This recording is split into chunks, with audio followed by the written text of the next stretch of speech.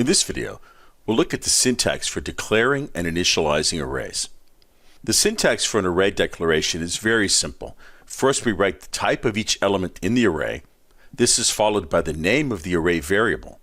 Then we provide square brackets, which is the array indexing operator, and in the square brackets we provide the size that we want the array to be. Remember, this size is fixed, so the compiler must know the size of whatever's in the square brackets at compile time. So this can be a constant literal, it can be a declared constant, or a constant expression. In the first example, we're declaring an array named test scores of 5 integers. The second example declares an array named high scores per level of 10 integers. And the third example declares an array named high temperatures of 365 doubles. Notice that days and years are declared constant, so the compiler knows its value. Also note that in all three cases, the arrays have not been initialized. This means that the contents of the array elements could be anything. Best practice is to always initialize arrays when you declare them. Let's see how we can do that. We can also initialize arrays when we declare them, and it's good practice to do so. The syntax is similar to when we initialize primitive variables.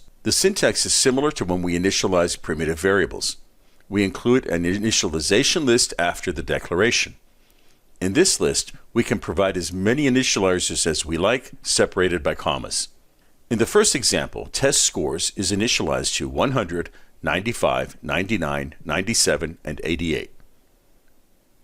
The initialization works as you would expect. The test scores array element at index 0 is initialized to 100, the element at index 1 to 95, and so on.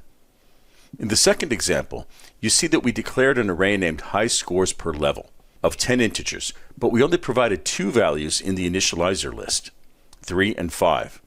In this case, the first two elements of the array are initialized to 3 and 5 respectively, and the remaining 8 array elements will be initialized to 0. In the third example, all of the elements of the array high temperatures are initialized to 0. This is a very handy initializer that's used very often.